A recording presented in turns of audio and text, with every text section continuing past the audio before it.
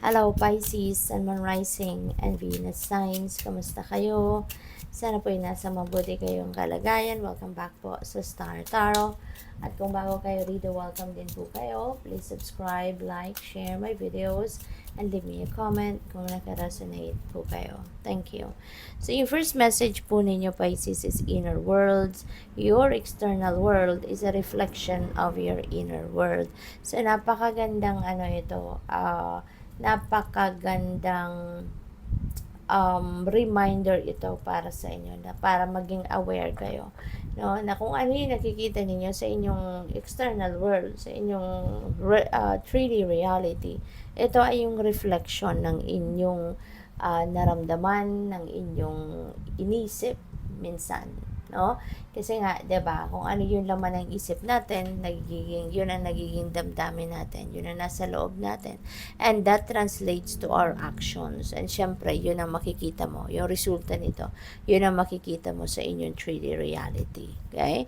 Kaya, paalala ito sa inyo, no, na maging aware tayo, no, sa kung ano ang laman ng isip natin, ano yung iniisip natin, para nang sa gayon, alam mo na kung anong makikita mo sa inyong 3D reality. So we have intuition. Trust your intuition. It has been guiding you to the answers that you seek. Okay? Magtiwala ka. No? Magtiwala ka sa iyong intuition. Pakinggan mo yung inyong intuition kasi ito yung gumagabay sa iyo, no? Sa mga sagot, no, sa mga tanong mo, itong gumagabay sa iyo patungo sa kung saan ka dapat mapunta. Okay? So we also have truth, see your light, know your power, have the courage to walk your truth. Okay? So, alamin mo kung ano yung kapangyarihan mo. Alamin mo kung anong katotohanan about you. 'Di ba? Maging matapang ka, no, na gawin or isabuhay kung ano man ang katotohanan na meron ka, or kung ano man ang totoong nararamdaman mo, ano man ang totoong laman ng isipan mo. Okay?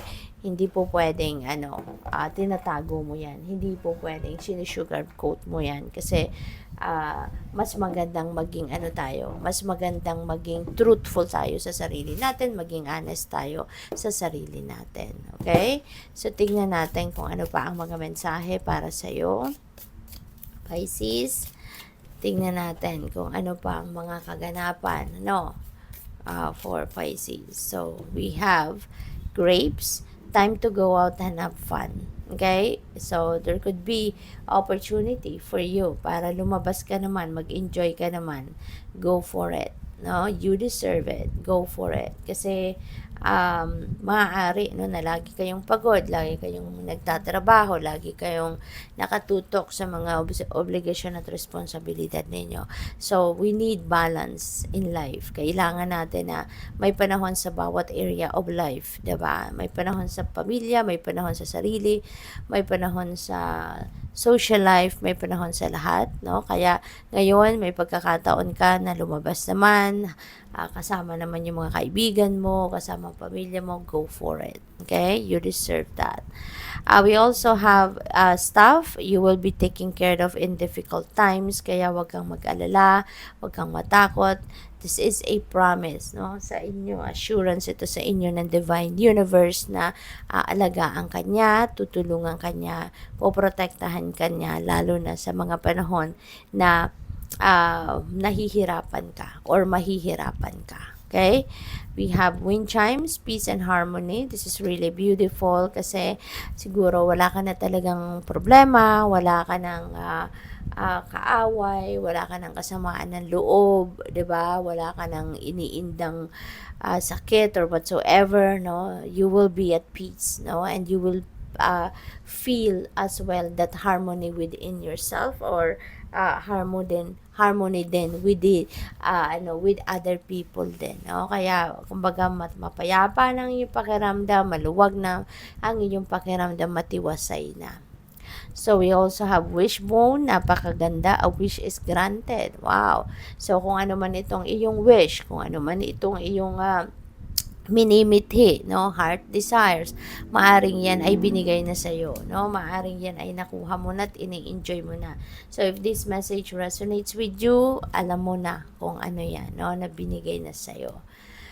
dapat na ipagpasalamat ninyo yan. Younger woman, dealings or relationship with a younger woman.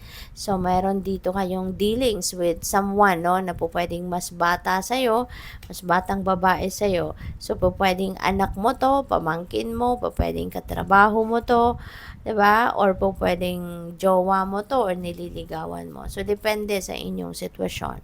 So, what else? We have goldfish, increase in material wealth or spiritual growth. So, napakaganda kasi meron ditong karagdagang kayamanan, karagdagang kaperahan, ano, at na po pwedeng dumating at hindi lang yan pagdating naman sa spiritual aspect of life, no? So, parang marami din kayong mga matututunan sa ngayon. Marami ding i-improve, no, ang sarili ninyo sa ngayon. What else? We have sunrise, new creative ideas, new ventures, and a fresh start. Okay? So, mayroong mga bagong ideas na paparating, mayroong mga bagong ventures kayong gagawin. There is a fresh start. Magsisimula kayo ng bagong yugto sa buhay ninyo, which is really good. Pwede rin na meron ditong bagong trabaho, bagong negosyo, or bagong career. Diba? Compliments from an admirer. Ayan. So, mayroong tagahanga ka rito, no, na magbibigay sa iyo ng compliments, maaaring magre-regalo, maaaring merong mga complimentary words, no, mga magagandang pananalita ang po pwedeng ipaparinig sa iyo. We also have short journey. May travel si Pisces at ang travel na to could be short distance, no? Po pwedeng short distance na travel ito, po pwedeng yan ay malapit lang, maaring yan ay saglit lang, no, na ibabiyahe mo, or po pwede rin na ito ay baka ano lang, yung parang ano lang to, dalaw, no? Parang meron kang dadalawin lang, no? So, good luck. Thank you for watching. Love and light. Namaste.